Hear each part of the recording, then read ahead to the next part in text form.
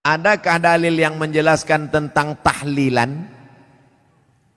La ilaha illallah, la ilaha illallah, la ilaha illallah. Itu artinya tahlil. Tasbih, subhanallah. Tahmid, alhamdulillah. Takbir, Allahu akbar. Tahlil, la ilaha illallah. Man halala, siapa yang mengucapkan tahlil, summa ahda thawabahu ilal mayyit, kemudian tahlil itu dihadiahkannya kepada si mayit, orang mati, yantafi'u bihi, pahalanya sampai dan orang mati itu dapat manfaat. Begitu kata Imam Ibnu Taimiyah dalam kitab Majmu' Fatwa Ibnu Taimiyah. Kenapa Ustaz pilih pendapat Ibnu Taimiyah? Karena yang banyak melarang-melarang nih sekarang anak-anak buahnya Ibnu Taimiyah. Paham? Padahal Imam Ibnu Taimiyah dalam Majmu' Fatawa mengatakan siapa yang mengucapkan tahlil dihadiahkannya pahalanya pada yang meninggal sampai. Kalau dimasakkannya bubur kacang hijau, kenapa Ustaz tiba-tiba ingat bubur kacang hijau? Oke, bubur jagung kalau gitu. Lalu kemudian dihadiahkannya pahalanya untuk almarhum. Sampai apa tak sampai? Sampai. Mana dalilnya? Mana? Kata Sa'ad, ummi matat, makku mati. Afa atasaddaqu anha? Kalau aku bersedekah, pahalanya sampai tak untuk emakku? Kata Nabi, tasaddaq, sampai. Bersedekah enggak? Sedekah. Ayu sadaqatu afdal? Apa sedekah yang paling afdal? Kata Nabi, saqyul ma'. Sedekah yang paling afdal mengasih air minum. Kalau air minum saja sampai, apalagi gulai baung. Artinya sedekah sampai. Sedekah sampai. Tahlil sampai. Apa lagi? Bacaan Quran. Yasin wal Qur'anil Hakim innaka laminal mursalin.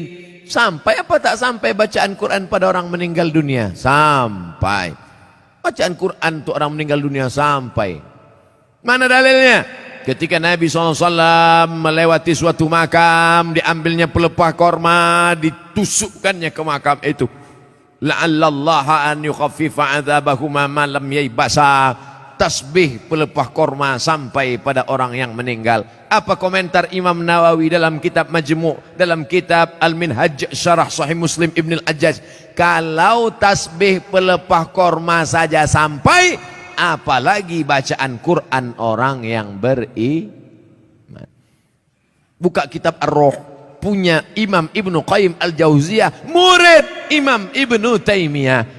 Punya murid namanya Ibnu Qayyim Al-Jauziyah, punya kitab namanya Ar-Ruh. Diriwayatkan sampai kepada Imam Ahmad bin Ambal lewat di suatu makam, ada orang membaca Al-Quran. Imam Ahmad bin Ambal melarang, tapi orang itu menyebutkan riwayat hadis, ternyata perawinya thiqah, bahwa Nabi punya sahabat namanya Abdullah bin Umar, anak Umar bin Khattab, berpesan, kalau aku mati nanti, bacakan di atas kuburku, pada bagian kepalaku pangkal Al-Baqarah, pada bagian kakiku ujung Al-Baqarah. Itulah dalil bacaan Quran sampai untuk orang yang sedekah sampai, tahlil sampai, baca Quran sampai. Sudah saya sebutkan dalil-dalilnya. Tak juga percaya, saya tak bisa menjawab. Habis sudah. Saya cuma bisa minta nama lengkap supaya nanti kalau mati saya kirim. Kalau tak sampai, cepat-cepat kasih kabar.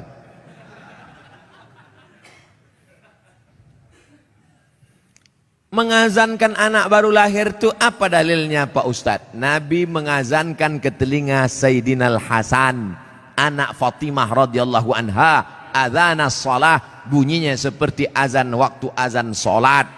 Hadisnya disebutkan dalam kitab Sunan At-Tirmidzi. Nama kitab Sunan Tirmidzi, nama lainnya Jami' At-Tirmidzi. Status hadisnya hadisun hasan, hadis paling tinggi sahih, di bawah sahih hasan, tentang mengazankan bayi. Anak saya mengazankan. Allahu Akbar, Allahu Akbar. Tapi tidak kuat macam itu. Terkejutlah dia. Nah, makanya bapak ibu yang hamil sekarang istrinya nanti bapak azankan. Tapi yang anak sudah lahir tak usah azankan lagi. Ini anak udah semester 2. Balik dari sini, sini sebentar. Allahu Akbar. Apanya ayah ini gitu.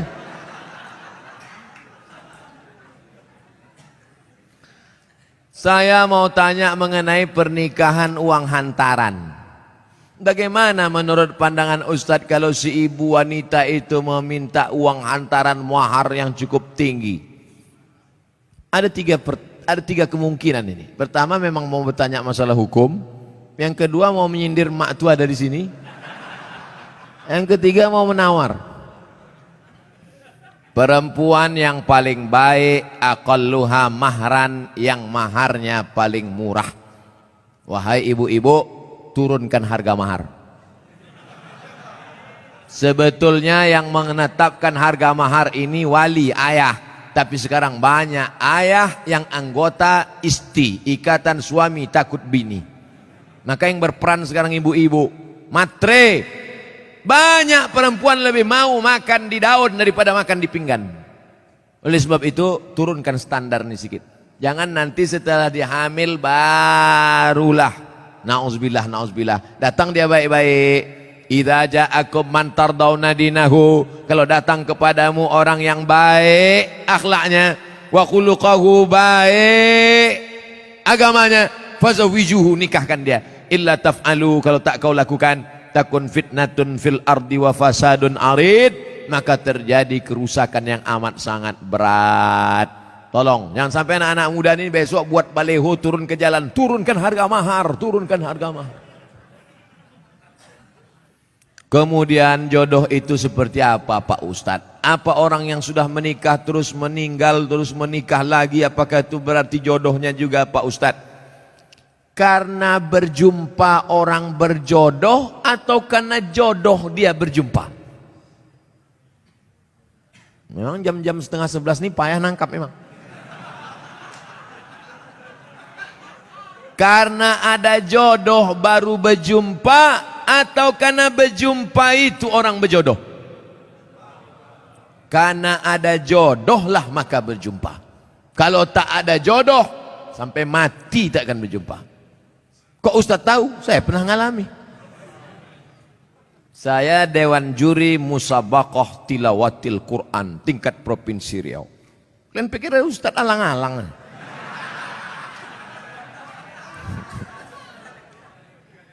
Waktu itu belum nikah. Kata kawan saya, Mat, ku carikan kau perempuan qari'ah hafizoh. Kami Dewan Juri waktu itu. Iyalah, kami pun seminggu kami cari, tak jumpa-jumpa. Setelah saya nikah, tahun berikutnya, pas kami sedang makan nasi goreng, berbisik kawan saya, Mat, yang kita cari tahun lalu, tuh di belakang. Tapi kita udah menikah. Maka kalau tak berjodoh, tak akan berjumpa. Karena ada jodoh, itulah maka berjumpa. Oleh sebab itu, jangan nanti yang laki-laki ini banyak salah jawab ini. Papa kok bisa nikah sama mama? Entah salah sambung. Jawabannya mesti kau katakan, aku tak pernah mencari makmu, makmu tak pernah mencari aku, Allah mempertemukan. Ibu itu pun dari dapur, so sweet kata dia. Karena jodoh lah kalian jumpa. Mengapa Tuan Syekh Abdurrahman digelar dengan Syekh Silau Laut? Syekh Abdurrahman lahir di Kampung Rau, sekarang masuk Kabupaten Batubara. Lalu kemudian dia merantaulah ke Kedah, karena orang Batubara dulu biasa naik perahu tongkang kapal laut ke Kedah, bolak-balik, karena orang itu dekat Kedah. Sampai di Kedah belajarlah dia 7 tahun dan ikut lomba silat, menang, bekerja di kerajaan Kedah. Setelah itu melanjutkan pendidikannya ke Tuan Syekh Wan Mustafa Al-Fatani. Fatani sekarang Thailand Selatan, Patani. 7 tahun di Patani.